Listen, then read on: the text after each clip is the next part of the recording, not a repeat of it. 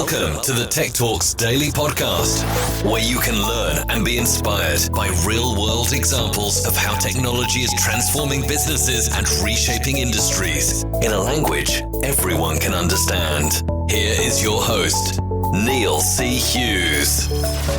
Welcome back to the Tech Talks Daily Podcast. Apologies for the slight delay in episodes going out a couple of days ago. I must admit, I went completely off grid. I took my son, who is somehow 20 years old now, on a trip to Barcelona. It was obviously our first trip overseas for a long time. A lot of differences around travel at the moment, but we had an amazing time. It was great to switch off the news, walk away from the online connection, other than Google Maps maybe, and go for a wander and just chatting in the great outdoors with the hot sunshine. And it's something I'm glad we both did.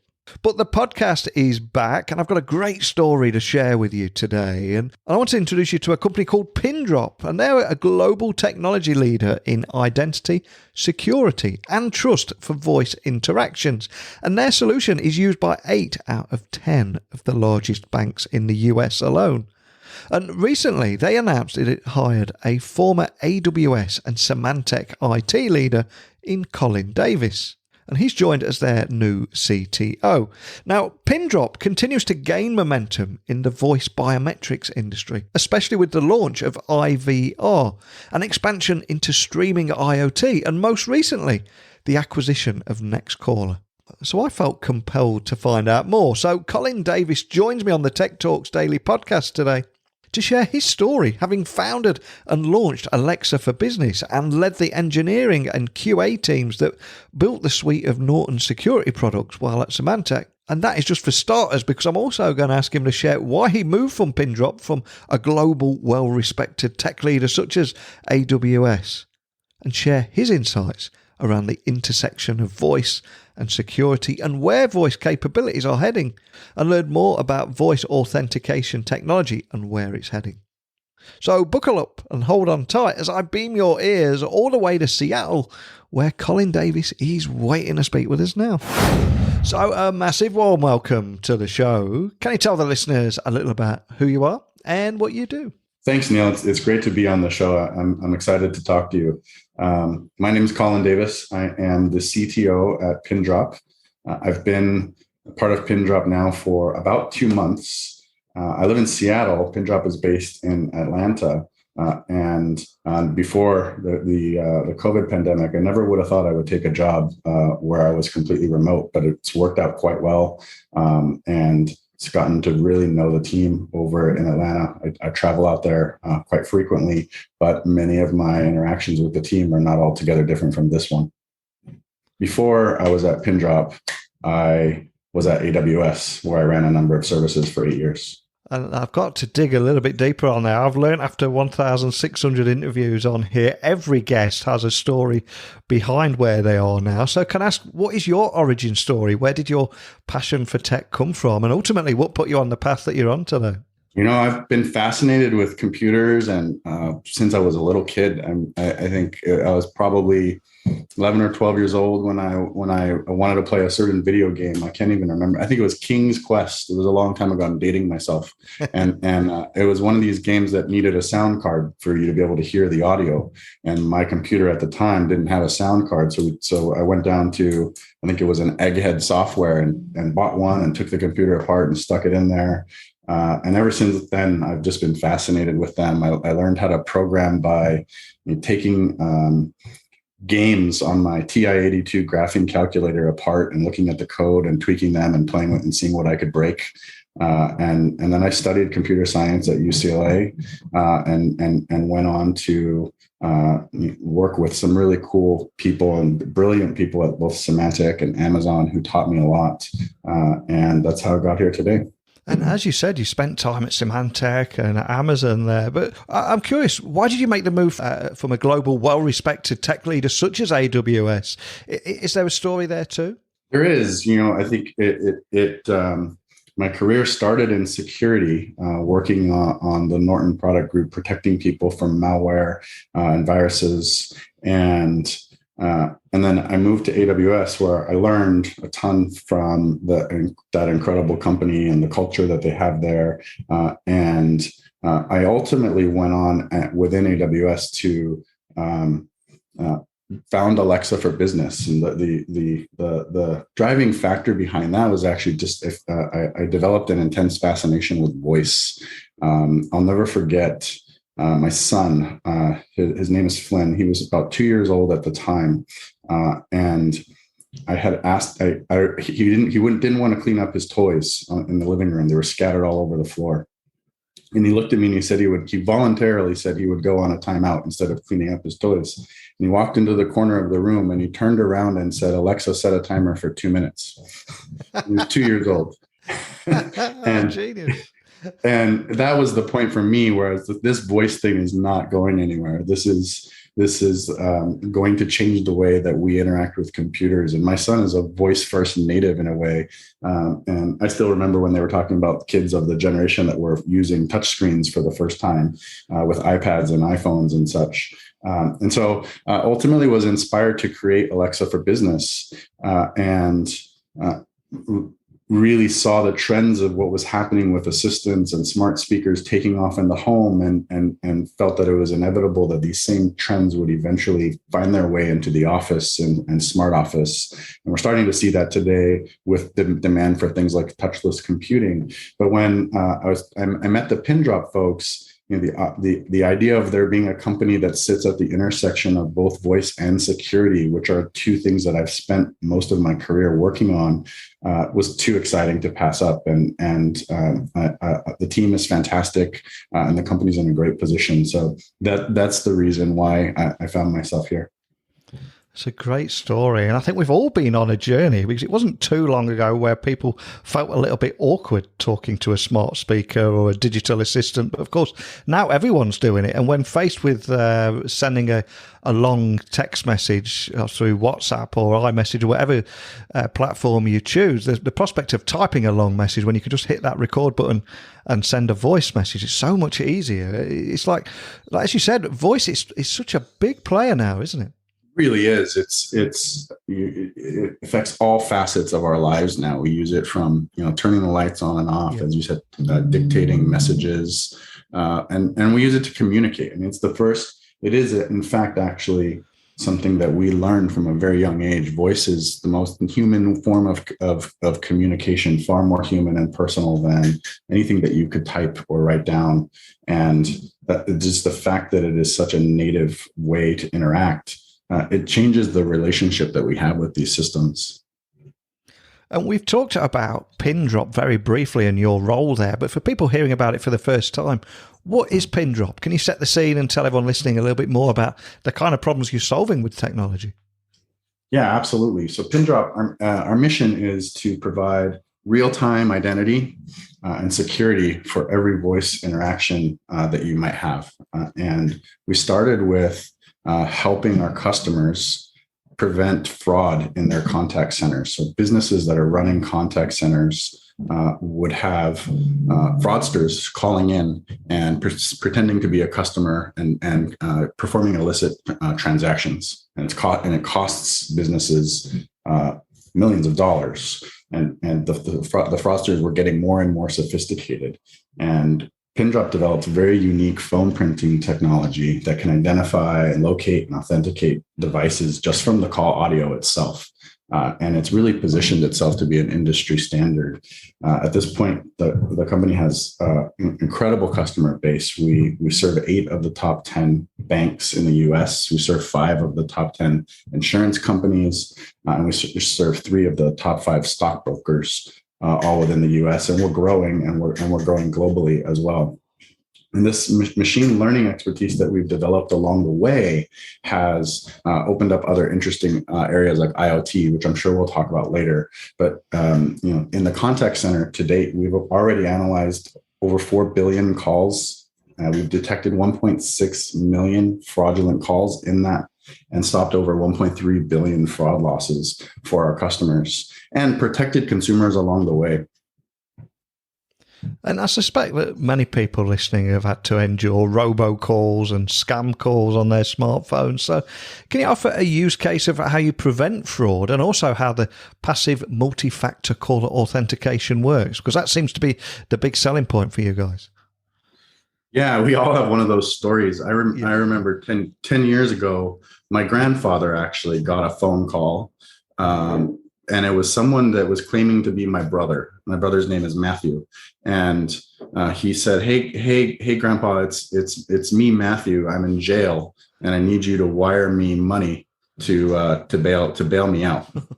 And the funny thing is that, I mean, my grandfather was 80 years old at the time, and these fraudsters they'll prey on anyone that they can.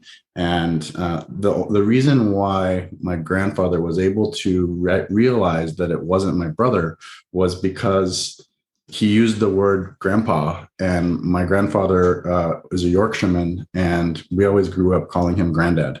And so he since the fraudster called him grandpa, he knew that it couldn't have been my brother.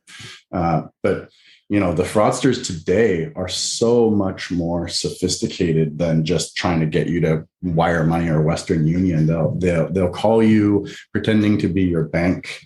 They'll ask you for information. They may say something like, for security purposes, can you give me the last 4 digits of your social security number? And what they're really doing while they're interacting with you is harvesting information. And then they'll turn around and call your bank and use that information to perform an account takeover. These knowledge-based passwords, like what's your mother's maiden name, or what was the name of your first car, or the model of your first car. They don't do a complete job to protect customers from this type of fraud. And what Pindrop's passive multi-factor authentication does is we use many different factors about the call. Everything from your phone number. We can tell if the phone number looks like it has been spoofed. We can tell information about the device itself. Are you on an iPhone? Is that what we expect? Is this phone behaving in a way that is consistent with an iPhone, or might it actually be something that is spoofed over Skype?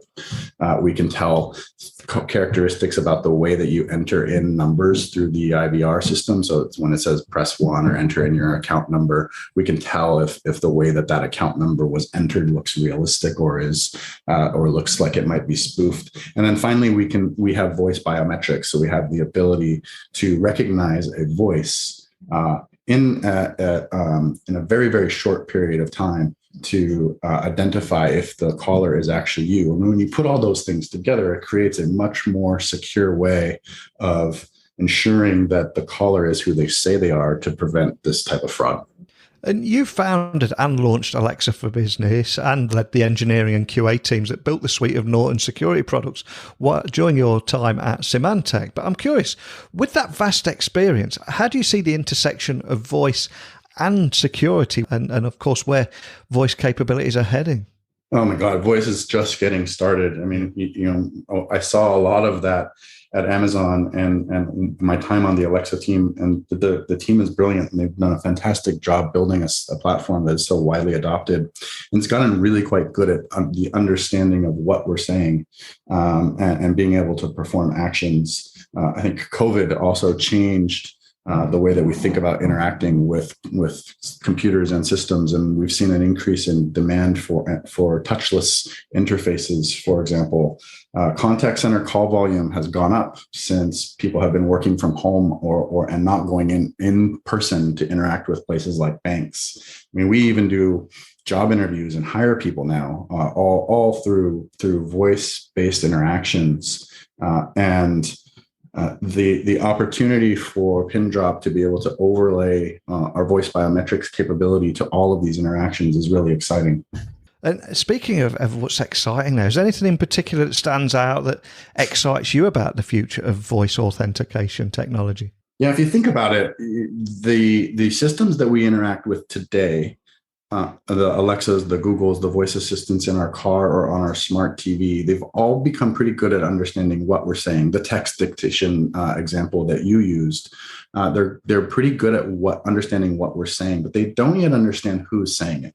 And that identity aspect really limits the utility and the usefulness of what these interactions can do. If you recall the early days of the web, before we had security protocols and we had secure ways to sign into systems, you couldn't do things like banking online. You would have never conceived of it. Even on mobile devices, some of the most early mobile apps were kind of gimmicky games and toys, but nothing really of meaningful value until some of the capabilities that we have on these phones, like a fingerprint reader, to provide authentication. And so, with voice, while we can play music and turn on the lights and do things that are incredibly useful around the house, there are other things that we cannot do because we don't understand who the speaker is. And so really understanding who is interacting with a voice system in a frictionless way that is still human. The premise behind voice interactions is they're very human and they're very natural for us. And so in order for us to maintain that naturalness, being able to identify the user with just their voice alone unlocks all sorts of really interesting use cases. So where do you go from here? Is there anything you can share about that future vision for Pindrop and where you're heading? Yeah, I'll answer that in two parts, Neil. I think first, on the fraud side, fraud never stops, and it keeps getting more sophisticated, and we're working constantly to improve the systems and to continue to be able to detect it. And throughout the pandemic, alone one in 900 calls to a contact center was fraud. Interestingly, 1 in 80 to the IVR was fraud. And what we saw was, and the IVR is the interactive voice response system. It's the system that you press 1 to get to support, or 2 to get to sales, et cetera. And we see fraudsters using that to conduct reconnaissance on users. And so in October of last year, we announced an IVR solution called Pindrop Protect IVR, and that actually helps predict fraud 60 days before it happens. And the way that works is fraudsters will come into the IVR, poke around, gain information, try out the answers that they might need to access an account, and then use that as reconnaissance. And then they may actually go use the website to take over the account using some of the information they got in the IVR. And so we can actually detect that fraud might happen and flag accounts. The other thing that we did recently was we acquired Nextcaller, which has an industry-leading phone number spoof detection technology. And combining those technologies with Pindrop helps us to further fight fraud and help banks start to authenticate their users faster, which has a really positive side effect of reducing the call time and saving businesses money in their contact center by just reducing average hold time and giving their customers a better experience. If you've ever called the bank and they've said, hello, Neil, nice to talk to you again, it's because they're likely using a voice biometric from Pindrop with the phone number detection, and they're able to recognize that it's you calling back and authenticate you and just give you that great experience. The other direction that we're going with Pindrop is one that I'm particularly excited about, which is expanding into new use cases like IoT with our voice biometric capability. So because we have the ability to recognize voices, we're now working with companies like TiVo, who have recently signed a strategic partnership to embed Pindrop's technology into their platform so that you can get personalized interactions with your TV when you're talking to the remote. And we're working with all sorts of companies. We're working with automobile manufacturers. We're working with telecom companies and smart speaker makers to embed voice biometrics to overlay personalization and identity, which will then let their end users have a much more unique, personalized experience when you ask an assistant in your house for something, such as continue watching onto your TV. It'll continue watching what you're watching lately, Neil, versus maybe someone else in your household and what they're watching. And so the number of different use cases that the voice biometrics can play, it's directly correlated with all of these voice interactions that we're seeing. I mean, we're predicting that consumers will interact with 8.4 billion voice devices by 2024. And that's compared to just half that in 2020. It's growing incredibly fast with really big numbers. And we're excited to start to see voice biometrics get incorporated into these use cases. It's incredibly cool tech. I love what you're doing here, and also the story that you've been on. And I am conscious we will have some young professionals and wannabe startup founders or startup founders at various stages of their career listening to this podcast all over the world. So I've got to ask, what are the biggest lessons that you have learned throughout your career, and what knowledge would you pass down to that next generation? It's a great question. There's a couple things. One is I think it's really easy to forget or overlook the human element of all of these things. Yeah. You can get caught up in the tech. You can get caught up in the hype and the buzzwords. But what really makes great companies are the people that work for them, and effective leaders are also incredibly good at inspiring and growing and leading teams of people. In my experience, humans are far, far more complex than any technology I've ever worked with. And forgetting that human side, I think, can be a detriment. But if you're good at that, you spend time there, it can really help you springboard a career. And then the other thing that I would say is it's important to learn to get comfortable being uncomfortable. And when I moved from Symantec to Amazon, it was a brand new company. I was doing something completely different in a new area. There were definitely days where I felt like I didn't know what the heck I was doing. But you learn to evolve, and you learn to have faith in yourself and your ability to figure things out and to ultimately excel. And that comfort and confidence in yourself to be uncomfortable and know that you have the ability and the smarts and the wherewithal to figure that out and navigate that discomfort is something that I think every leader who wants to do something like this needs to ultimately be able to do. Fantastic advice. And before I let you go, though, we started today's podcast talking about your origin story. And this is the part of the podcast where I always like to have a bit of fun with my guests and ask them, what is the song that has inspired you in your past, been the soundtrack to your career, or maybe just helps you get your head in the zone before going on stage or going in a big meeting? Is there a particular song that means anything to you? And is there a story behind that choice? Oh, it's such a fun question. And I'm going to tie it back to voice again for a second, because I think it's another area where voice assistants have really changed and affected music. What I mean by that, when we grew up, we had records or cassette tapes and CDs, and music was an album, and you played what you got. And then, things like the iPod came out and really made music personal. You were able to create custom playlists, buy songs one at a time instead of an entire album. And it was a very personal experience. The downside to that was a lot of that experience was kind of through headphones, through AirPods on your phone. And I think these voice assistants have done a remarkable job of making music now social again. And you have these smart speakers in your house where you still get the personal aspects that came from the music players of the generation before, but you now have the family or the household curating it together. And it becomes a really fun way to interact with your kids or with your family by listening to music together. And so a lot of the music I listen to today is it's music that my kids listen to. I am very thankful that the Baby Shark days are over. My daughter's past that. But I remember maybe a year or two ago, my son, again, I asked him to go clean his room, and he has an Alexa device in his room.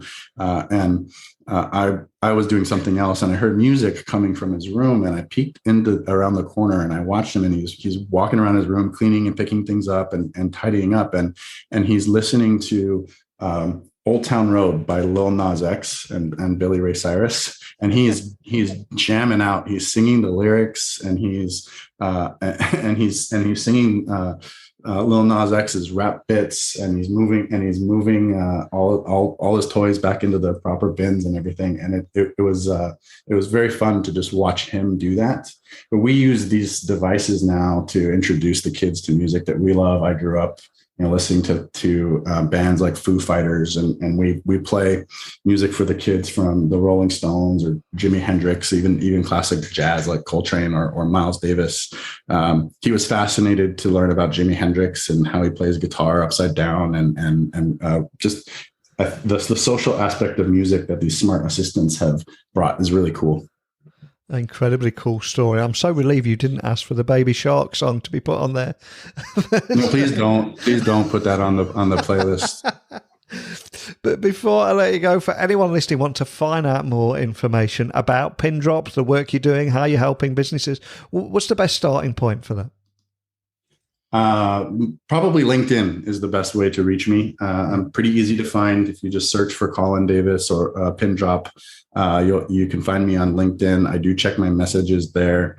That's probably the best way. My other social, my Instagram and such, are just pictures of my kids and family. So I think that most folks will not find that super interesting. But LinkedIn is an easy way to reach me, and I look forward to hearing from folks. Cool. Well, thank you so much for spending the time to share your story with me today, and the intersection of voice and security and where all these voice capabilities are heading. Fascinating stuff. I think it's something that we all recognise, and much of what you've talked about today will resonate with people listening wherever they are in the world. But thank you so much for taking the time to sit down and share that with me today. Oh, thank you, Neil. I really appreciate the opportunity. Huge thank you to Colin for coming on and sharing that story today. There were so many great insights, not just into the intersection of voice and security and voice or authentication technology, but also his life and how that has been impacted by voice technology, and the stories he shared about his son there and how he is interacting with voice technology. And also, I think how each and every one of us are using our voice for digital assistance, for creating audio messages, and even listening to this podcast. So many great points in there. And I cannot thank Colin enough. So huge thanks, Colin. But everyone listening, this is a point where I turn the microphone over to you. You've heard me, you've heard today's guest. I'd love to hear your insights now and where you see this technology heading. So as always, email me, techblogwriter@outlook.com, Twitter, Instagram, LinkedIn @NeilCHughes, and my website is techblogwriter.co.uk. And predictably, here we are at the end of another episode, but I will return again bright and early tomorrow. I promise not to leave you hanging. I've got a guest, an episode all queued up ready for your listening pleasure. So thank you for listening. And until next time, don't be a stranger. Thank you for listening to the Tech Talks Daily Podcast with Neil C. Hughes. Remember, technology works best when it brings people together.